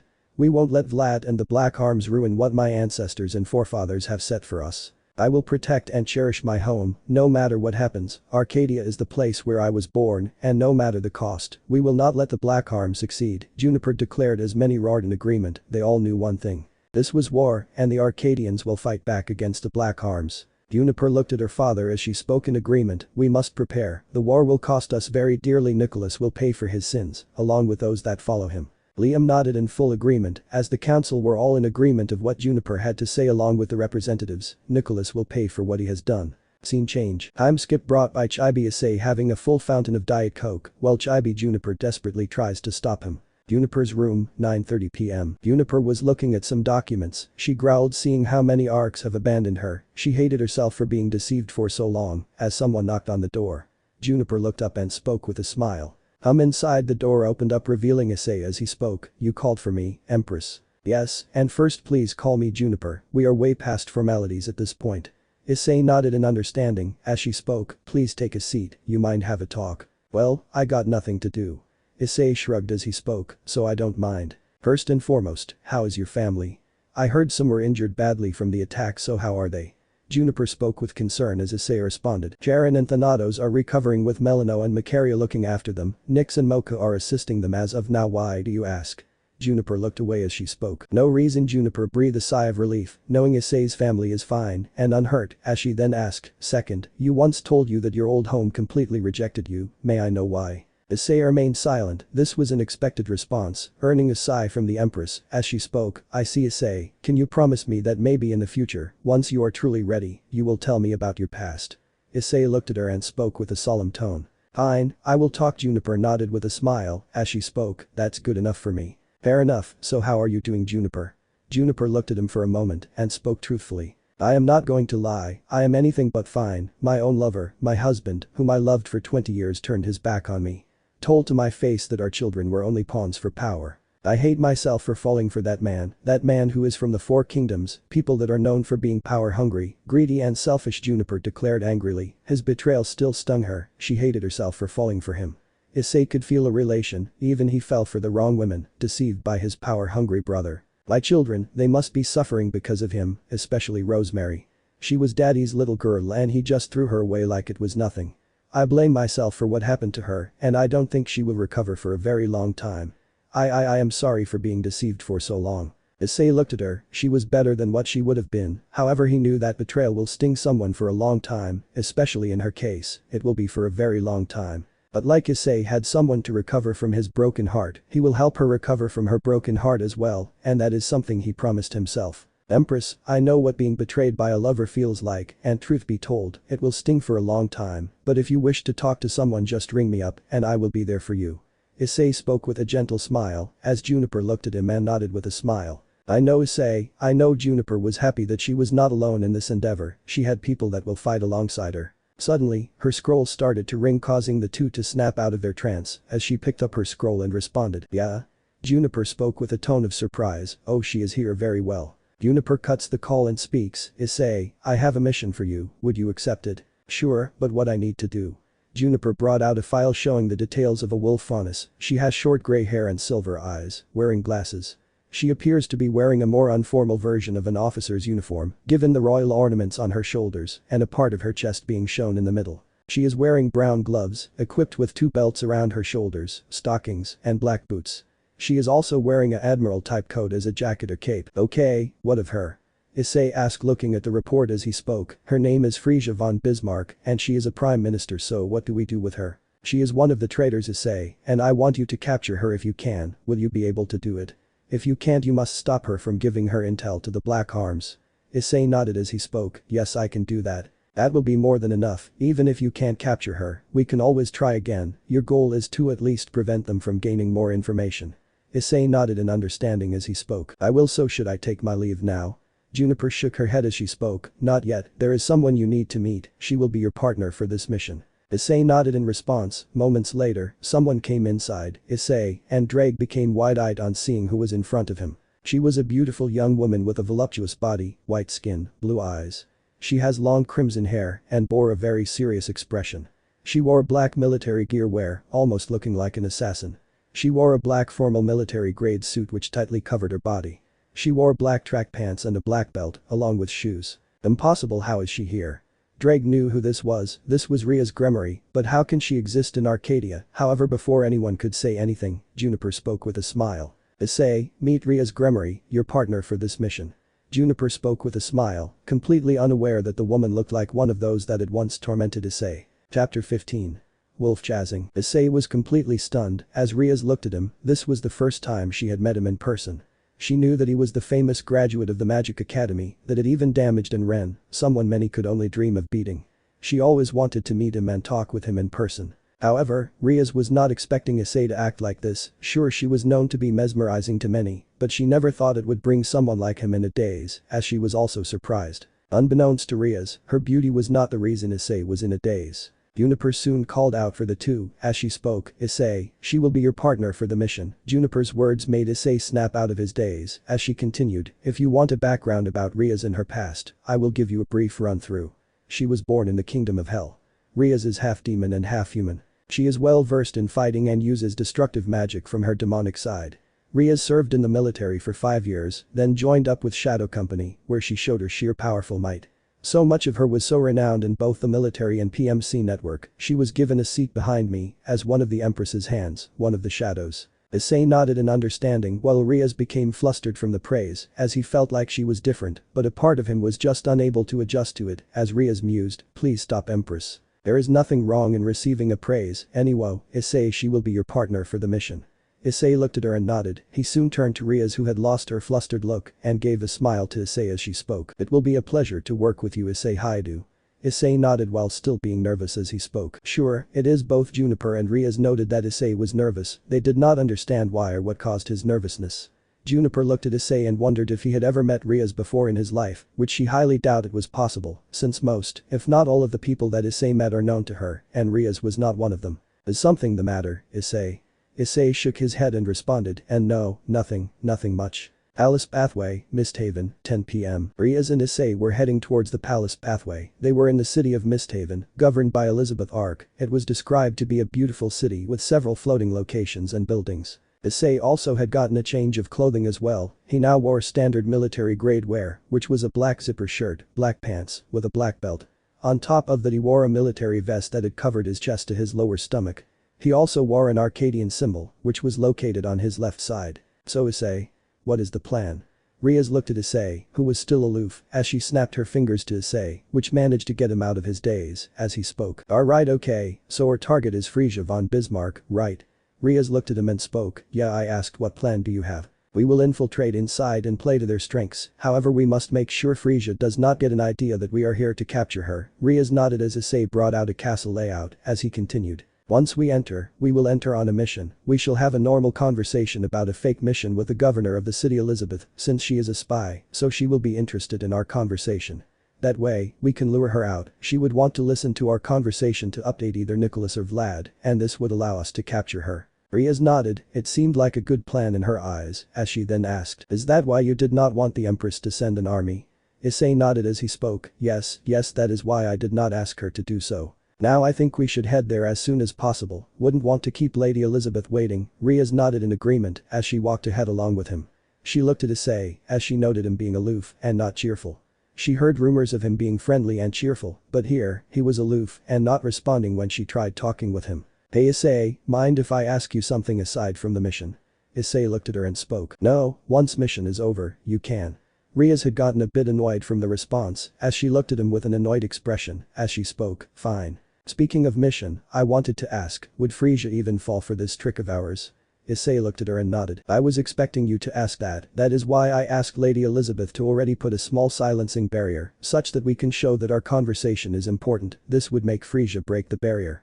However, this would not only be her biggest mistake, but also would let us know that we are watching her. I have already prepared a viewing magic circle that will show us what she is doing. Our goal is to at least prevent her from leaking any more information." Rias nodded in understanding as she spoke. "Got it." Both Issei and Rias were inside, as an Arcadian shock trooper spoke with a serious tone. "Lady Rias, Sir Issei, Lady Elizabeth is waiting for you. Lead us to her." The shock trooper nodded in understanding, as he led the two to Elizabeth's personal quarters. The two were walking across Elizabeth's personal room, seeing many portraits depicting several Arcadian historical events that belonged to the city, as well as a portrait showing two figures, one in complete light yellow and another in dark purple, lying on the ground in defeat. As four figures were on top of them, Issei recognized them to be the four founders of Arcadia, that comprised of Anastasia, Apricity, Aurelia and Aurora Arc, the first arcs, known to slay gods. This made Remnant free from their grasp. If you are wondering who they are those dastardly brother gods that were the reason Remnant was in a mess, and still is, in the Four Kingdoms. Issei nodded in agreement as he spoke. "Yep, read about them in magic class. Aqua told me about them when she talked about them. In History of Magic. Many Arcadians are known to hate the brother gods, so it is no surprise if you find us hating them." Rias spoke with a shrug as she continued. "Anyways, we should get going, we can't keep her waiting." "Alright." Issei walked forward, however someone was following them, and this was Frisia. She had used stealth magic, so the two won't detect her. She smirked knowing that they will be heard by her, and she can report it to Nicholas. She would enjoy gaining his approval and eventually his love. Unbeknownst to her, Rias and Issei know that she is following them and have made the necessary precautions to deal with her. Once they entered the chamber led by the shock trooper, they were greeted by Elizabeth, who greeted the two with a smile. "I am glad the two of you could make it. We have much to discuss." Elizabeth was informed on the plan, and she was more than happy to assist the two in capturing the traitorous Franus. It was a stage act to lure Frisia to them. Indeed, so what is the plan? How do you deal with the alien planets? From what we know, some of the other Earths hate and fear our powerful tech, so we need to plan accordingly. Issei spoke while bringing out a magic circle and creating a data pad, which was basically data generation magic, another of Issei's magic creation. Elizabeth was marveled by what she was witnessing. Issei was able to create his own special magical abilities for his own uses and purposes. The planets in red are the ones that have a history of attacking Arcadia, which includes the Earth Defense Force EDF to name one of them, and then we have the Combine. The list goes on and on. Out of this, we know for a fact that those will join the Black Arms, without hesitation, so we can go after them. What do you say? Rias nodded in acceptance as she spoke. I agree, but even then, genocide is only an option when we have none left, right? Elizabeth nodded in agreement. Indeed, Rias, Issei, you two must play your cards carefully, especially you Issei. You don't have any military experience, so you should be with someone that does. Issei nodded, albeit he seemed reluctant, especially with the person that was beside him. He still thought she was the same Rias, due to her looking like and having the same name as her, even her voice is the same. But when it comes to personality, Rias neither knew Issei properly, nor she was even aware of how he is. She only heard of him from his achievements, and was completely different. She was a half-demon, instead of being a pure-blooded devil, and was mature and understanding, like she knew what she was doing. Rias looked at him and seemed annoyed from her expression. Even Elizabeth wondered why Issei was reluctant on working with her. Was she someone that Issei once knew? That was impossible, given that Juniper even stated this was the first time they have been working with. Rias, on the other hand, did not understand why Issei was so nervous in working with her. She has never met him, so why would he be this nervous? Issei, are you okay? Elizabeth asked with a bit of worry, to which Issei nodded as he spoke. I am, alright Lady Arc. Elizabeth nodded, as she then muttered after a moment. Well, let's end this charade. Elizabeth looked at the two, with Rias readying her restraining magic and Issei having his 7 retribution of thunders, to immobilize her completely. The sniper rifle was strong enough to do so. Elizabeth snapped her fingers and the doors opened, much to Frisia's surprise. Issei immediately disabled the magic, as Elizabeth asked with a surprised tone, Frisia, what are you doing here? And nothing Lady Arc, I was coming to visit you to talk about the Black Arms. Both Elizabeth and Issei narrowed their gaze when they heard of this. She was clearly lying, and her words clearly showed that she was lying, as Elizabeth asked, why would you want to hear about the Black Arms? Didn't I ask you to complete the work I had assigned you to do? That was to round up all the troops to defend the city. Frisia seemed nervous, with Rias and Issei almost ready to restrain her at all costs. Elizabeth then spoke with an angered tone. You didn't. Did you? And here you were listening to our conversation about the Black Arms. I asked you to do a simple task, yet you failed to do so. Do you have a reason? Frisia was speechless. Elizabeth was never this angered with her, but before she could even think anything else, Elizabeth spoke. We also know why you were hearing our conversing. You are the one that has been giving information on one of my cities about Arcadia, weren't you? Wait, am I not the one who didn't? Please Lady Arc, don't listen to this outsider. Elizabeth gritted her teeth and radiated her aura, making Frisia fearful, as she shouted with pure anger. Don't lie, Frisia, I know you are working for the Black Arms. Not only do you betray us, but you are the reason why my city was attacked and several of my people were killed. Frisia gritted her teeth in anger. How in the world did she know of the truth? She glared at the two. She was played for fools by the trio. How could this happen? Nicholas won't be happy with what had happened. Issei and Rias looked at each other and walked forward, with Rias speaking in a very cold tone. Frisia von Bismarck, for betraying the Empress and being complicit in many innocent Arcadians' death. Rias readied her circle and aimed at him, with Issei doing the same, while reducing the electric output to stun her, as she spoke coldly. You're under arrest. Frisia gritted her teeth as she shouted, you won't take me alive. Frisia unleashed a huge magic spell and aimed it at the ground. Issei immediately used a magic circle that blocked the explosion, protecting them, with Elizabeth assisting him. The explosion created a dust cloud, as there was damage to the door, but Frisia had escaped. We must get to her, now, Rias declared as she rushed outside, with Issei nodding as he spoke, but he remembered the people as Elizabeth spoke with a tone of assurance. The civilians can handle themselves and are in different locations. Try to lure Frisia out of the city, so that she can't overpower or harm any innocents. As you wish. Issei and Rias both headed out, with Elizabeth creating a protective magic circle, so that no one can be harmed. She knew this chase will harm innocents, and she did not want to risk it. Scene change. Misthaven houses, 11:30 p.m. Frisia was dashing across the houses and buildings, jumping on the rooftops in Misthaven, as she tried her best to escape. Her goal was to find Vlad and get him to teleport her back to the base. She couldn't stay here for much longer. gritting her teeth in anger. Her only issue was that she could be no longer of any use as a spy for the Black Arms. She vowed to make the one responsible for this pay with their lives. However, just as she was escaping, a bolt of lightning was aimed towards her. She dodged it as she turned around at her attackers, and this was Issei and Rias, both using their wings to fly. Dragon and demon respectively. Issei, can you find a way to stop her advance?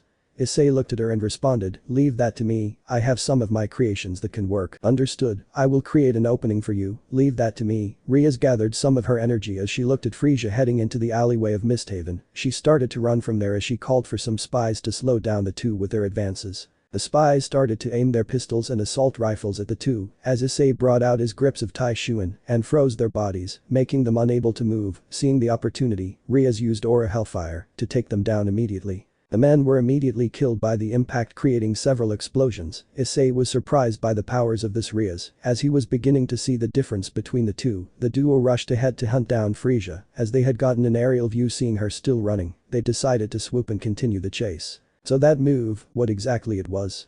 Issei asked with a tone of surprise as Rias spoke with a proud smile. It was my Aura Hellfire. I combine aura with my destructive magic from my mother's side, allowing me to do this, but it would be nice if we head ahead. I will tell you about it later. Understood. Issei dashed forward as he brought out Judgment of Shamash in his hands, while putting his sniper rifle back. As he flew into the air, Rias kept using her aura blasts, killing anyone that got in her way, which included spies for the Black Arms. Issei also did the same, burning any unfortunate Black Arms spies that were trying to slow or stop their progress. It burns, make it stop, one of the spies begged Issei, only for him to give a cold look to him as he died in the flames. Rias soon asked, so that's the power of the Judgment of Shamash? Issei nodded as he spoke, yep, heat as strong as the sun. It's time to finish this. Rias, flank from another side, I will chase her down, take down anyone that gets in your way. Got it, leave that to me. Rias headed to another direction, as she had a massive grin on her face. She is going to enjoy hunting down those traitors that were affiliated with the Black Arms, while Issei kept chasing her around.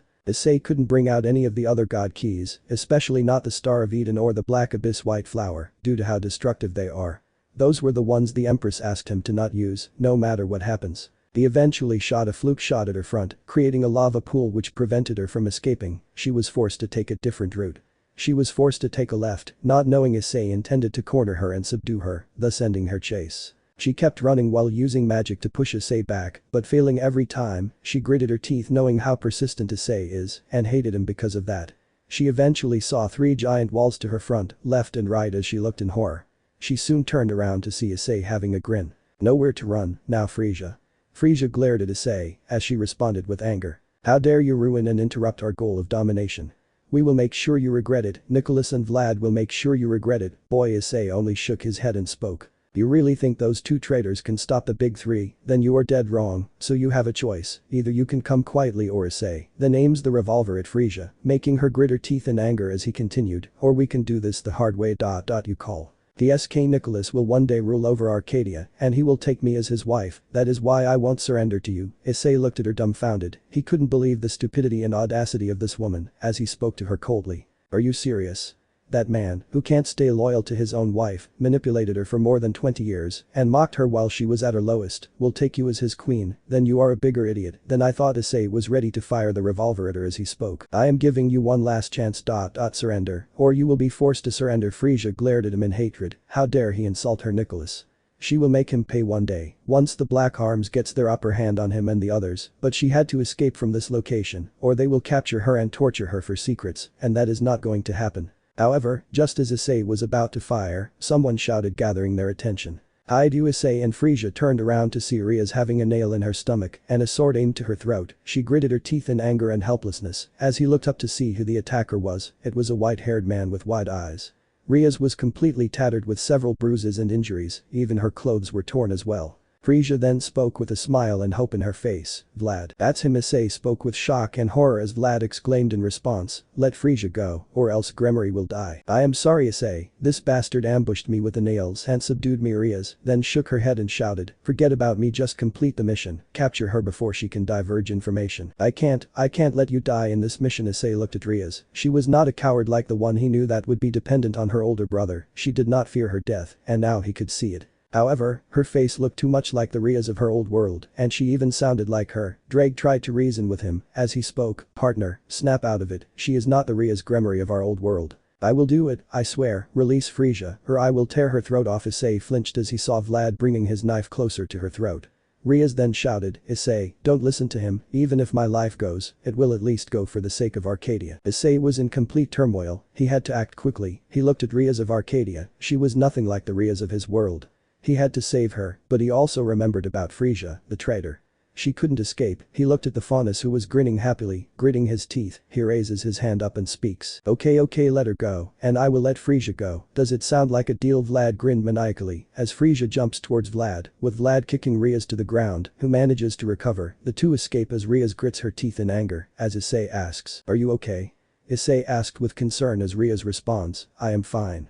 If it weren't for me, we would have captured her, I am sorry for letting my guard down. Issei looked at the location where Vlad was, as he used his magic to remove the nail from her abdomen, as she felt her magic be restored, as Issei used her healing magic to help her recover. Thanks and sorry for letting my guard down, that bastard weakened me using a nail of his. Rias spoke angrily and coldly, as Issei shook his head and spoke. Don't be sorry Rias, be better. Rias looked at him and nodded, this was one of the things Issei used to tell himself, whenever he used to fail in his creations. And besides, we will encounter her again, at the very least we prevented her from spying on us, let's head back and report this to the Empress. Rias looked at him and nodded, there was nothing they could do, as Vlad saved Frisia before she could be captured. Scene change. Juniper's mansion, Arcadia capital, 12 AM. Juniper looked at the two as she was relieved that the two came back alive, as she looked at Issei and Rias.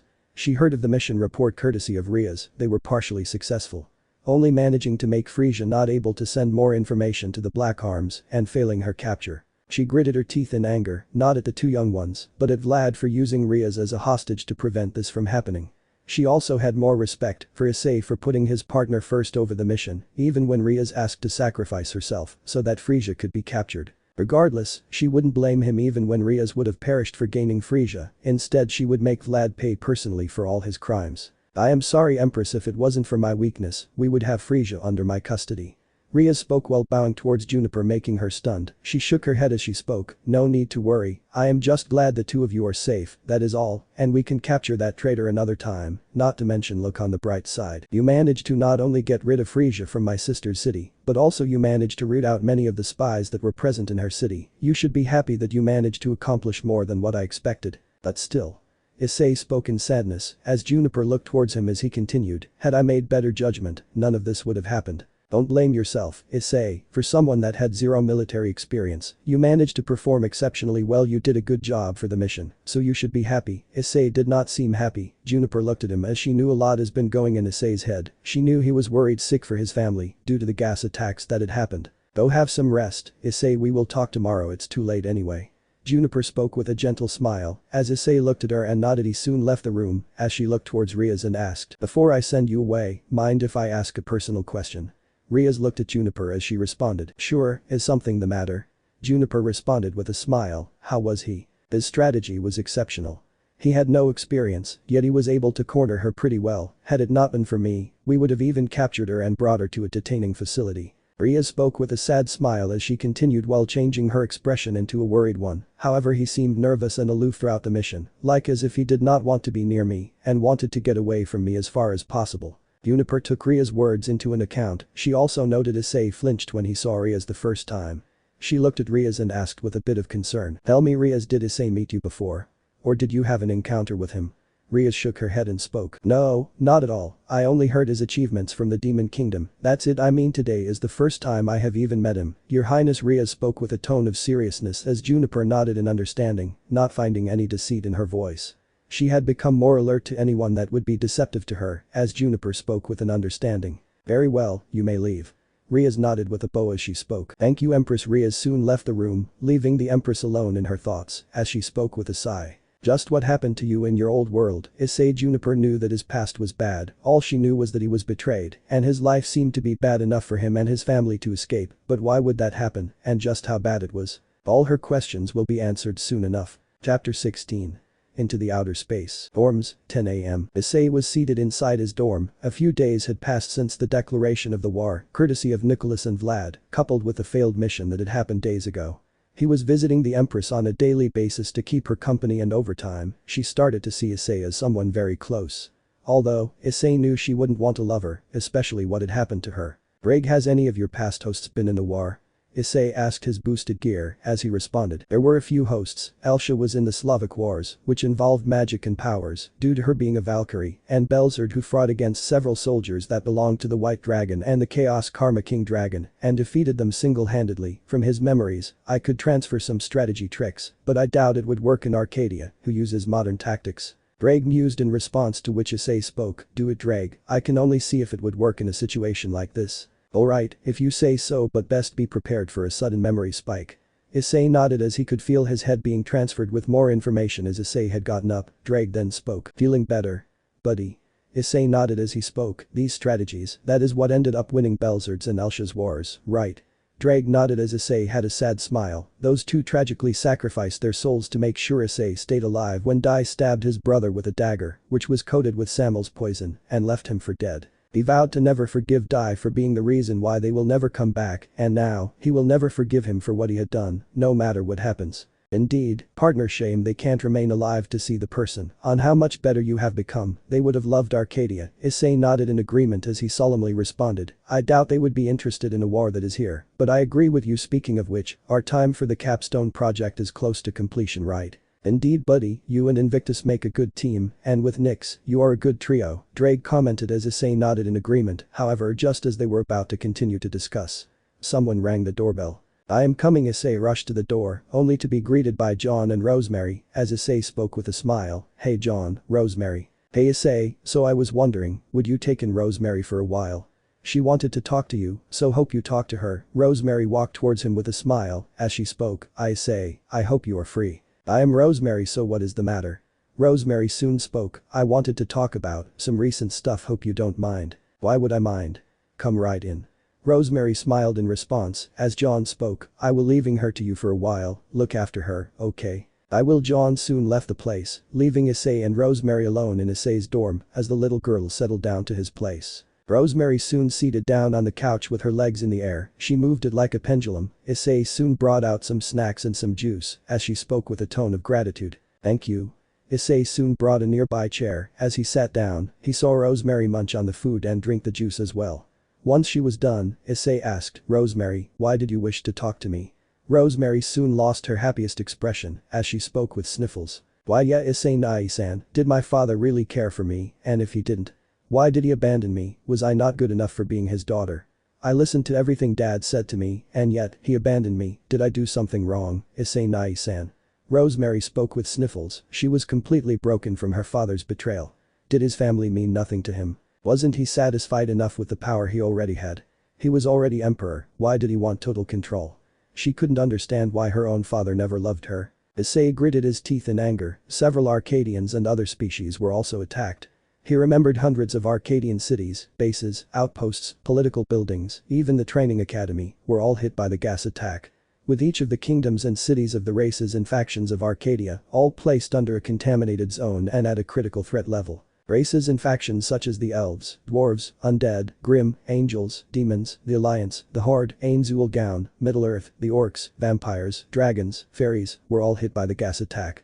Even the kingdom of Kugain, the kingdom of knights, the adventurers guild, the faunus kingdoms, and the land of the deathless, were hit. Saying the casualties were in thousands would be an understatement. It was the worst terror event in the history of Arcadia, and all that happened was because Nicholas wanted more power, Issei thought with a growl. He remembered how bad things had become not only for the royal family, but many, many kingdoms of Arcadia. Several races lost their trust with Arcadia, and Juniper has been working hard to regain their trust. The races were elves, dwarves to name some. He took a look at Rosemary. She was completely devastated with what happened to her home. It was nothing but chaos, as there was nothing that could have happened. Their deaths couldn't be saved. He remembered Office and Great Red telling him that many of the dragons were killed. The reason? It turns out the gas attacks harmed any race or alien, and this resulted in explosions and contaminated zones that had to be cleared up as soon as possible. Rosemary. Issei looked at Rosemary as he spoke with a sad tone, as he puts his hand on her shoulder, which made her look at him with tears in her eyes. I can't say much, but you know, your father, something is wrong with him, or it was always wrong with him. He turned against you for power, and believe me Rose, I know how you feel, although I can't reveal my past just yet, but know this, I know how you feel, but if you want to talk about it, you can always tell me. Issei spoke with a sad smile. Rosemary looked at Issei as she asked, what happened in your past, Issei Nai? It is bad, I just am not ready to confront it, I am still running away from it, Issei spoke sadly as he decided to change the topic and speak. Let's head to your mother's place and talk to her about this. Rosemary was about to retort. She did not want to bother her mother about what had happened when Issei had gotten a scroll text, which was Juniper asking him to. Issei, come to my palace right away, I have some important news to give you, I found Nicholas's location and we are sending a team to head to his location. Issei looked at the scroll as Rosemary soon looked at it and became shocked by this as Issei responded, I am coming and I have Rosemary with me, so we both will come. Alright, very well, come soon, Is nodded as he spoke to Rosemary, your mother has called us, let's go there. Rosemary nodded as she was not sure to tell her mother about this, given the pain she has gone through, she could only hope that everything was alright. Scene change. Juniper's mansion, 11:30 am. Juniper was rubbing her daughter's back as she spoke with a sad tone, why did you not tell me what you are going through, Rosemary? I didn't want to bother you, Mom, why you were going through a lot because of what he did to you, Rosemary spoke with a shaky voice as Juniper brought her closer and embraced her, she understood her daughter's broken state. She knew of her bad state when she saw her weeping endlessly on the bed.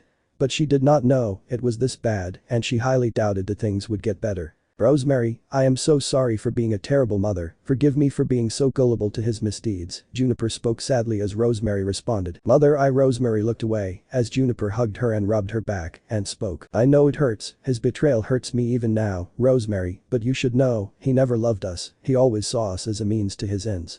Juniper spoke sadly and with tears in her eyes, her family is broken and they were getting rid of the traitors in their ranks to Great Red, as she continued with a much more serious tone. He wants to use your power of icons for his own purposes, but we won't let him win, we will stop him. Rosemary looked at her daughter as she spoke with a smile, you should rest for a while, if you want to talk, me or Issei are here to do it. Issei watched the scene sadly, her family was completely broken because of what Nicholas had done, he will pay for what he has done. Rosemary nodded as Juniper's expression changed into a bit of anger, speaking of Nicholas, I have found his location. Juniper's words made both Issei and Rosemary wide-eyed as Issei responded, wait, are you serious? Yes, I am. His location was found on Earth 25, gathering more allies for his plans against us, and I am not going to let him succeed, Juniper exclaimed with anger in her voice. The Arch-Empress was vengeful, and she was not going to let this man escape her wrath. He betrayed a dragon and she was going to have her vengeance, no matter what happens. She was beyond furious, and this was something noticed by both Issei and Rosemary, both being worried by this, as Issei asked, how did you even find out about him? Juniper looked at him and responded by showing her scroll and a message from the planet. Recently, a message was dropped from the man living in the planet. The Black Arms have been raiding a planet with an enemy that has become a problem to Arcadia, and that was the SDF, or the Settlement Defense Force. Juniper changes the message and shows the image to Issei, making him surprised by this. He heard of this organization from Bianca when she was reading reports of dealing with the negotiations on other planets. Issei, we need to head there as soon as possible, this is our only chance of capturing Nicholas and ending this war. Issei was surprised if Nicholas did not show his true self in the time she was with Juniper, then how come he was found out so quickly, unless… No, Empress, this is a trap, I don't think this is right, he could be luring you to a trap so that he could get the Empire. Juniper lost her anger for a moment. Issei was right, however soon enough, Juniper retorts. And what if it is not? Tell me, Issei, this is our only chance of capturing him, so do you wish to lose it? Issei looked at her and remained speechless. Juniper was not wrong, if it was not a trap, that way they could eliminate one of the Black Arm's most charismatic members. That's what I thought, now come on, get dressed up and meet me in 6 hours, we will be heading for space. Issei looked at her and reluctantly nodded. As Juniper left the room, she vowed to make Nicholas pay for breaking her family. Rosemary was concerned, she had never seen this side of her mother, as she looked at Issei, who immediately acted quickly as he called someone on his scroll. Olivia, can you come here? Right now, okay thanks. Issei kept his scroll. As soon enough Olivia teleported to her room. You called, Issei?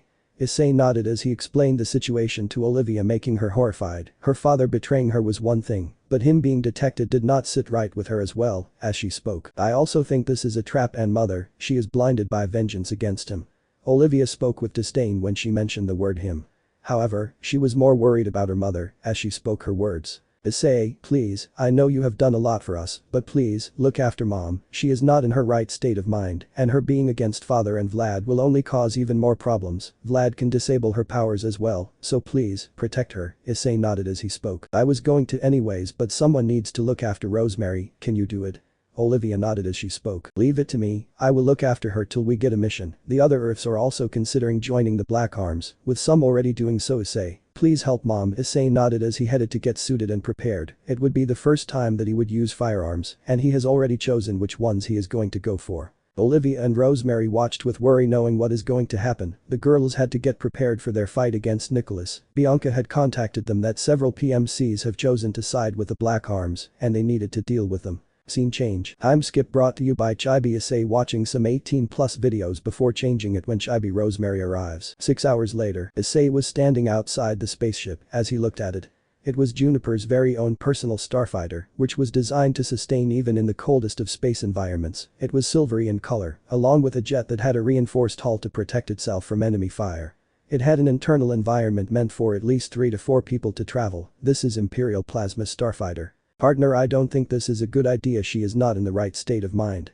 Drake used his own words, as Issei nodded. I know, but I doubt she is going to listen. Plus, if this is really not a trap, then we can perform as accordingly and take out their most charismatic. Maybe we can find the others as well.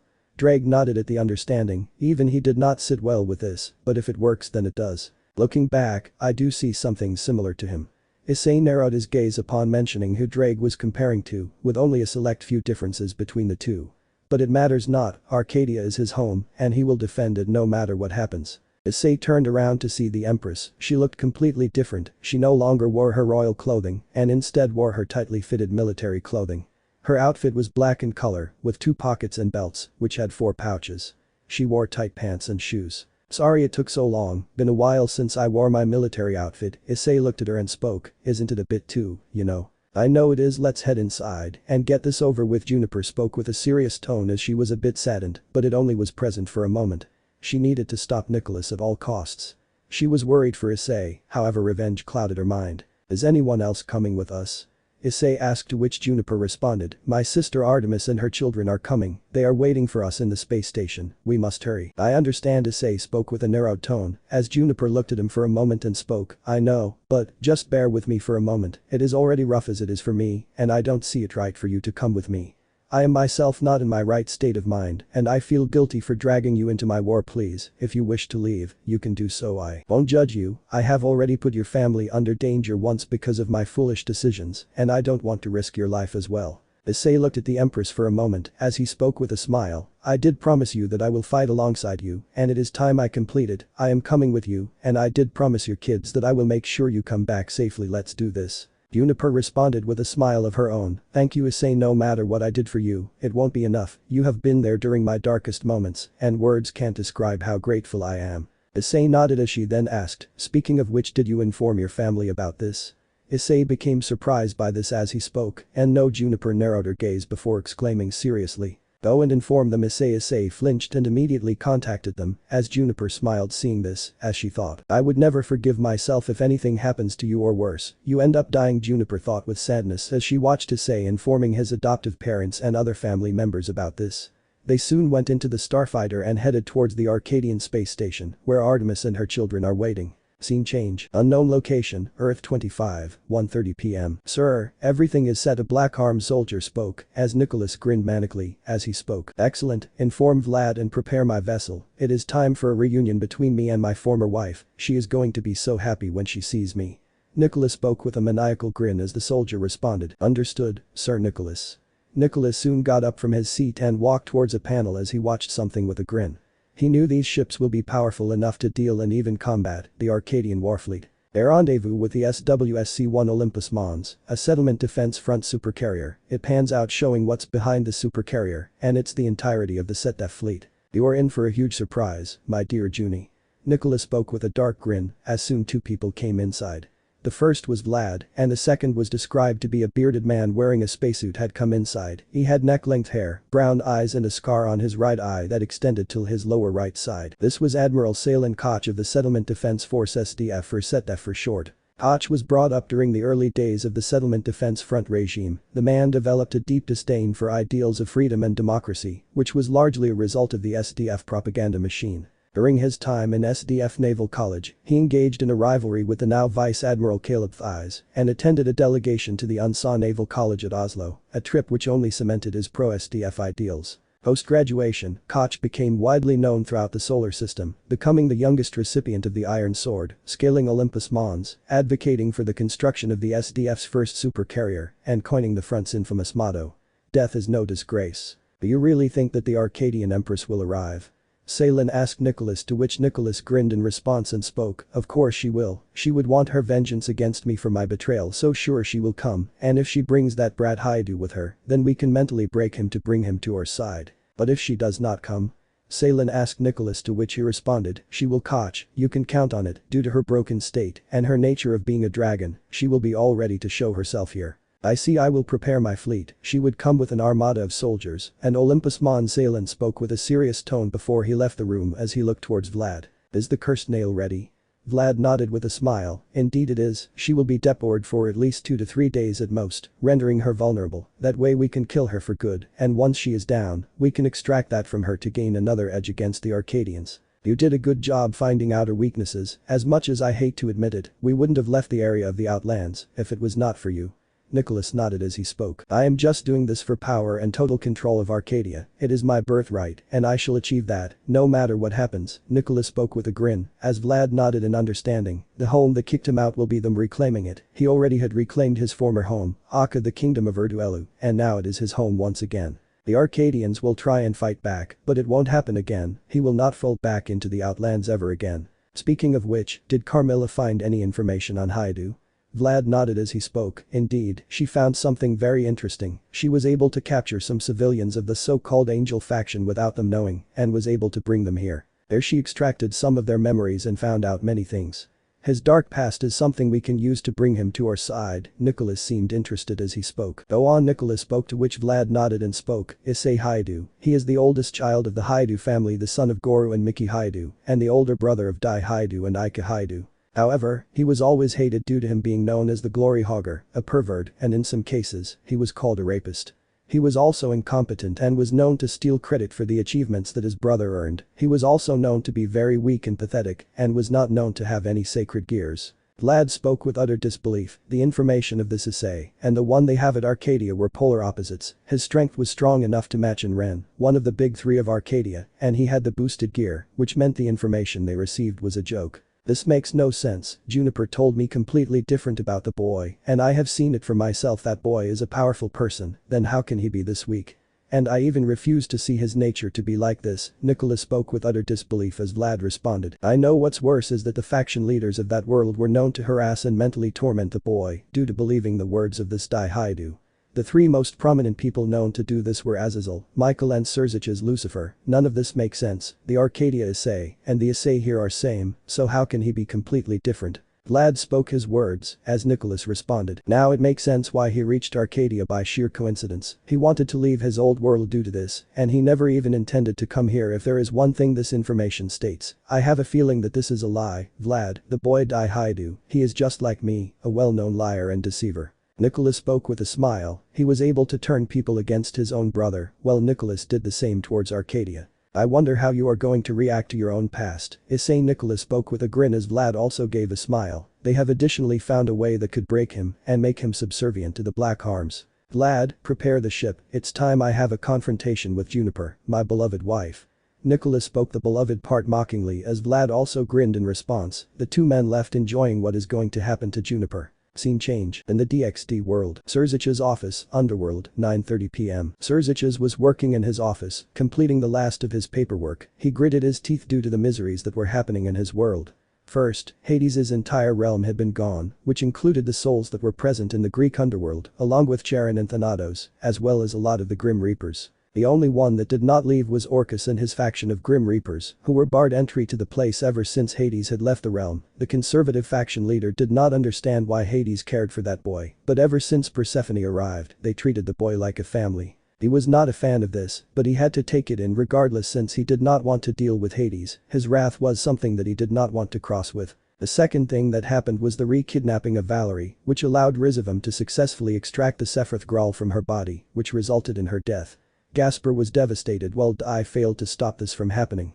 Nobody blamed him since they were too late, but RageRevan was 2 steps ahead and even mocked them before leaving. The third thing was that people have been missing from the angels, they had gone completely leaving no trace of them, and it was not even the Chaos Brigade's doing, it was just generally chaotic as well, and there was nothing they could do. Damn him, Serziches exclaimed with anger in his voice, as he hated what was happening. Why do the Qliphoth want to make his life miserable? Why do they want to ruin him? He will find him and make the Lucifer pay with his life. Serziches Sama someone had called from outside, and it was Graphia as she spoke. Lord Zeus and Azazel Sama are waiting for you. I am on my way, Graphia, Serziches spoke as he got up from his seat with him walking towards the meeting room where Zeus and Azazel had greeted him. They both had solemn looks on their faces. Any news of Hades or his realm? Zeus asked, to which Serziches shook his head and responded, nothing, it was completely gone, leaving no trace of it behind. Whoever stole the realms is gone, there is no trace left. Curse you, Hades, how can you be this selfish? Zeus shouted angrily as Azazel responded, this is impossible, an entire realm was gone in just one night. Whoever did this is a powerful enemy, and they managed to snatch an entire realm, and it is gone. We need to be careful, if they are an enemy, this would be a problem. I know, we have to be careful. First Hades and his family were gone with Nyx, and then his entire realm. This is no coincidence, we need to be careful. Zeus spoke seriously as Serziches nodded in agreement. Azazel was thinking something, even the boosted gear has not been discovered, and then this happened. Maybe we can track the magic signature of Hades, that way we can locate where they are and find a way. Maybe the dimensional gap will also help us locate them, that way we can know where exactly they went. Serziches and Zeus nodded in agreement as he spoke. It's worth a shot, that way we can find their location, and bring Hyoudou back to my little brother. Serziches spoke with a neutral tone as Zeus and Azazel nodded, as they soon got back to work doing what they were doing. Let me know in the comments below if you guys want the next part. Also check out my other video that has been shown and left. Thank you for watching. If you enjoyed this video, please like and share this video. And have a fantastic day. Bye.